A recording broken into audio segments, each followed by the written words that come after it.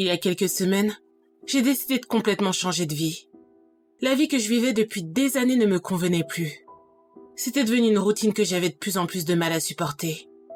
Depuis mon enfance, j'avais toujours été la petite fille modèle que tous les parents rêvaient d'avoir.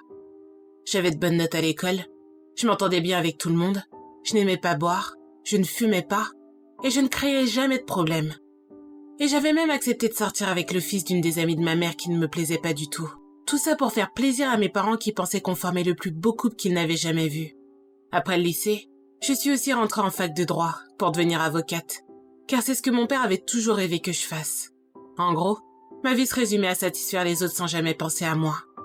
Mais comme je vous l'ai dit, il y a quelques semaines, j'ai comme perdu la tête et j'ai tout claqué. J'ai laissé derrière moi mes parents, mon petit ami et mon travail que j'avais depuis à peine 2 ans. Et ensuite, j'ai cherché sur Internet un endroit paradisiaque où j'allais pouvoir disparaître tranquillement. J'ai trouvé une petite île au beau milieu de la mer des Caraïbes qui avait l'air de correspondre exactement à mes attentes. L'île de Maoupe. Je ne sais pas pourquoi, mais je me sentais vraiment attirée par cette île. C'était inexplicable.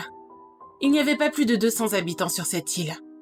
Alors, j'ai pris un billet d'avion, des économies de toute ma vie, et je suis partie en pensant que j'allais enfin pouvoir vivre sereinement et librement. Mais je ne m'étais jamais aussi lourdement trompée. Car depuis ce qui s'est passé il y a une semaine de cela, je pense que venir sur cette île était la pire erreur de ma vie. C'est vrai qu'au début, tout s'est parfaitement bien passé. Dès mon arrivée, j'ai trouvé une maison pas très loin de la mer.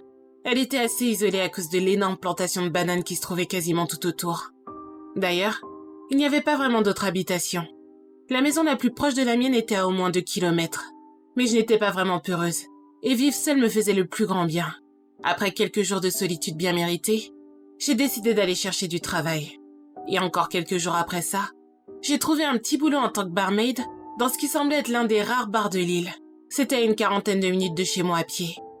Oui, je sais, passer d'avocate à barmaid, ce n'est vraiment pas quelque chose de logique. Mais au moins, j'étais sûre que si mes parents étaient à ma recherche, c'était l'un des derniers endroits où ils chercheraient pour me retrouver. Je travaillais tous les jours de 19h à 2h du matin. Et comme j'avais réussi à dégoter une petite voiture d'occasion, je n'avais pas trop à m'inquiéter de l'heure tardive où je rentrais. Ce soir-là, quand je suis sortie du bar où je travaillais, il était un peu plus tard que d'habitude. 2h35 pour être précise. J'ai dit au revoir à mon collègue qui s'occupait de faire la fermeture et je suis montée dans ma petite voiture. J'ai démarré, puis j'ai mis de la musique pour me tenir compagnie durant le trajet. Les nuits étaient assez sombres ici, car il n'y avait pas beaucoup de lampadaires pour éclairer les routes. Mais cette nuit-là, j'avais l'impression que la pénombre était si intense que même avec les pleins phares, j'arrivais à peine à voir ce qu'il y avait devant moi. J'ai roulé doucement, juste au cas où, tout en chantant et en dansant sur le rythme endiablé de la musique. Mais là, quelque chose d'étrange s'est passé. La musique a commencé à bugger, comme un disque qui sautait. Alors que pourtant, mon autoradio était connecté par USB à mon téléphone. J'ai baissé la tête pour regarder ce qui se passait, et j'ai vu que l'écran de mon portable clignotait étrangement. C'était la première fois que je le voyais faire ça. Mais je n'ai même pas eu le temps de m'attarder sur ça. Car quelques minutes plus tard, c'est la voiture qui a commencé à perdre de la vitesse, comme si elle n'avait plus de batterie ou d'essence. J'ai décidé de me garer sur le bas-côté, histoire de ne pas tomber en panne au beau milieu de la route et risquer que quelqu'un me rentre dedans. Une fois garé, j'ai de nouveau regardé mon téléphone qui était désormais complètement éteint. J'ai essayé de le rallumer, mais rien à faire. C'était bizarre. J'étais pourtant sûre d'avoir au moins 80% de batterie quand j'étais sortie du bar. Tout allait de travers. Il fallait vraiment être malchanceuse pour tomber en panne au beau milieu de nulle part, et en plus sans aucun moyen de contacter qui que ce soit. J'avais 2 solutions. Soit j'attendais tranquillement dans la voiture qu'une hypothétique personne vienne me secourir au petit matin, soit je pouvais marcher les quelques kilomètres qui me séparaient de chez moi et revenir chercher la voiture le lendemain avec un dépanneur. J'ai choisi de marcher. Après tout, il me restait environ une 20aine de minutes jusqu'à chez moi. Alors que si j'attendais le petit matin, j'allais devoir rester dans la voiture pendant encore plusieurs heures. Dans les 2 cas, j'allais être complètement dans le noir. J'ai donc mis mon portable dans ma poche, j'ai verrouillé la voiture, puis j'ai commencé à marcher le long de la route bordée de végétation. Sans téléphone ni autre source de lumière, j'arrivais à peine à voir à quelques mètres devant moi. Mes yeux ont mis au moins 5 minutes à s'adapter à la pénombre. Je dois avouer que même moi qui étais assez courageuse, je ne pouvais pas m'empêcher d'imaginer toutes sortes de scénarios terrifiants. Peut-être que quelqu'un allait profiter du fait que je sois toute seule au beau milieu de la route pour me kidnapper, ou pire encore. J'ai essayé de chasser tout ça de ma tête, et j'ai continué à avancer. Mais quelques secondes plus tard, j'ai entendu quelque chose derrière moi. C'était des pas qui semblaient assez proches. J'avais l'impression que ces pas se calquaient parfaitement aux miens. Je me suis retournée et j'ai essayé de regarder s'il y avait quelque chose derrière moi. Mais je n'ai rien vu. Alors, j'ai mis ça sur le compte de la peur qui me jouait des tours. J'ai continué encore quelques mètres, mais là j'ai commencé à entendre les pas derrière moi de nouveau. Cette fois-ci, j'en étais sûre. Quelqu'un me suivait. Je me suis retournée d'un coup. Et là, j'ai vu une silhouette. Une silhouette très grande et massive. On aurait dit celle d'un homme. Il était planté là, immobile. Même si je n'arrivais pas à voir son visage, je savais que cette personne me regardait. Et de savoir ça, j'en avais le cœur qui battait à toute vitesse. J'ai essayé de me calmer et de réfléchir rapidement. Peut-être que c'était quelqu'un qui avait vu ma voiture en panne et qui essayait de trouver un moyen de m'aborder sans me faire peur. Oui, peut-être. Mais dans ce cas-là, pourquoi est-ce qu'il ne s'était pas montré la première fois? Et pourquoi est-ce que maintenant que je l'avais vu, il ne disait rien? C'était bizarre. Mais en même temps, s'il voulait m'attaquer, il aurait pu le faire depuis un moment déjà. Ce n'était pas vraiment comme si, vu son gabarit et sa taille, il n'allait pas réussir à me maîtriser. Et même si je voulais courir, je ne pouvais aller que tout droit sur la route, vu que la végétation ici cache souvent des fossés et autres ravins. Il ne me restait plus qu'à prendre mon courage à deux mains. « Bonsoir. Je suis tombée en panne un peu plus loin. Vous avez dû voir ma voiture, n'est-ce pas ?» Je n'ai reçu aucune réponse. Et la silhouette est restée immobile. « Monsieur, vous m'entendez ?» Toujours pas de réponse. Je me suis alors avancée de quelques pas. Et c'est là que je l'ai vu bouger. On aurait dit qu'il fouillait dans la poche de son pantalon.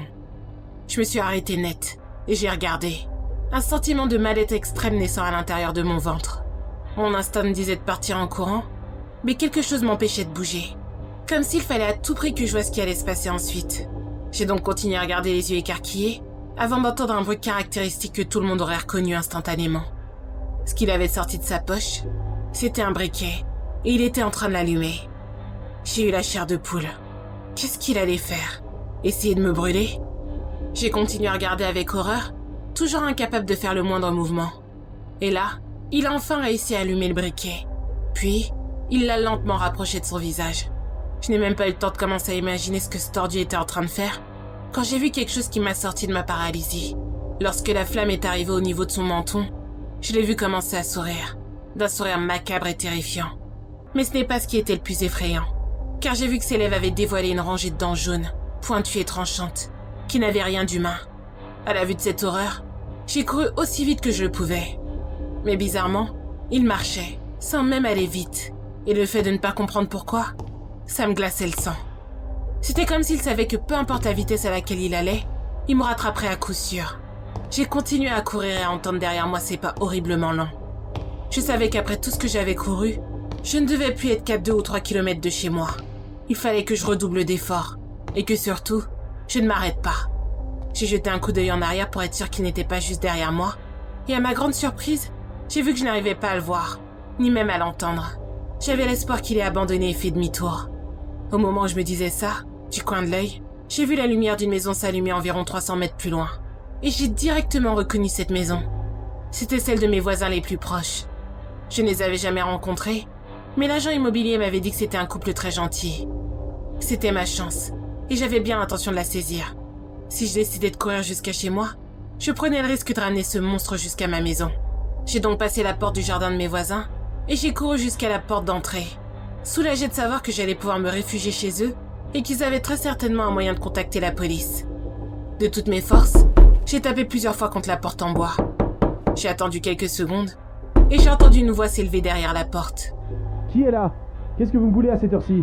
Ce n'est pas des heures pour venir tambouriner sur la porte des gens. » Je suis désolée, monsieur, mais j'ai besoin de votre aide. Je suis tombée en panne quelques kilomètres plus loin, et je me suis fait pourchasser par quelque chose d'horrible. Il était grand, il avait des dents pointues et dégoûtantes. J'ai entendu la porte se déverrouiller, et elle s'est ouverte lentement. Et quand j'ai vu ce qui se trouvait derrière, j'ai cru que mon cœur allait exploser. C'était ce monstre, et il me souriait de son sourire horrible. Et à ce moment-là, j'ai remarqué qu'il n'avait pas seulement une, mais plusieurs rangées de dents aiguisées, jaunâtres et recouvertes de sang. Je n'ai même pas attendu. J'ai couru, et je l'ai entendu crier au loin. « Alors comme ça, tu n'aimes pas mes dents ?» J'ai couru, encore et encore. J'avais l'impression qu'il était derrière moi, car j'entendais des sourires graves résonner. Mais je ne le voyais pas. Je suis rentrée chez moi, et je me suis enfermée dans le seul endroit où il y avait un verrou et pas de fenêtre. La salle de bain. J'ai attendu pendant ce qui m'a semblé être une éternité que le soleil se lève. J'ai continué à entendre son rire machiavélique comme s'il se trouvait de l'autre côté de la porte. Mais par chance pour moi, le soleil a fini par pointer le bout de son nez. Et les rires qui me glaçaient le sang ont disparu. Je suis sortie de la salle de bain et j'ai constaté que la maison était vide. J'ai couru jusqu'au fixe et j'ai directement appelé la police. Ils sont arrivés quelques minutes plus tard et un des policiers a pris mon témoignage. J'avais peur qu'ils me prennent pour une folle. Mais bizarrement, ça n'a pas été le cas. Il m'a laissé tout raconter avant de me poser une question qui m'a vraiment perturbée. Il m'a demandé quel genre de dornian est-ce que c'était. J'ai regardé perplexe, et avant même que j'aie eu le temps de lui demander de quoi il parlait, un autre officier l'a tiré par le bras, en lui disant qu'il s'occuperait du reste. Le nouvel officier m'a posé des questions, tout ce qu'il y avait de plus normal. Et à la fin, il m'a avoué que le couple chez qui j'avais sonné avait été assassiné hier soir, et que j'avais eu de la chance d'échapper au tueur. J'ai bien essayé de lui demander plus de détails, mais il a refusé de m'en donner sous prétexte que l'enquête était en cours. Je n'ai pas insisté.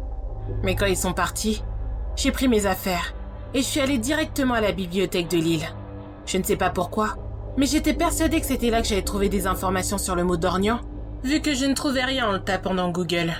J'ai feuilleté plusieurs livres au hasard sur l'histoire de Lille et j'ai découvert que fréquemment, il y avait des accidents inexpliqués qui causaient toujours la mort d'une ou plusieurs personnes.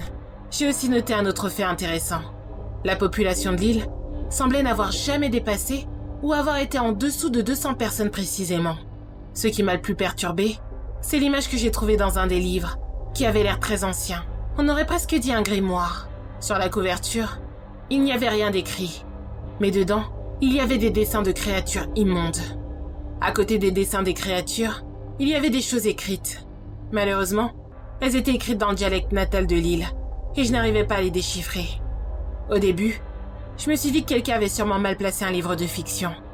Mais alors que j'allais le refermer, j'ai vu un dessin qui a directement attiré mon attention. C'était un dessin de la créature que j'avais vue. Je n'ai même pas cherché à comprendre, et j'ai caché le livre dans mon sac pour le ramener chez moi. Depuis, j'essaie tant bien que mal de traduire petit à petit ce qu'il y a dans le grimoire. Et pour l'instant, ça ne donne pas grand-chose. Une chose est sûre, c'est que désormais, je sais que le mot dornian est le nom que les gens de l'île donnent aux créatures qui sont sur les dessins du livre. La curiosité a toujours été mon plus gros défaut. Et même si je suis terrorisée à l'idée de tomber sur une de ces choses, je ne compte pas m'arrêter de faire des recherches et en découvrir plus sur le côté caché de l'île de Mahoup.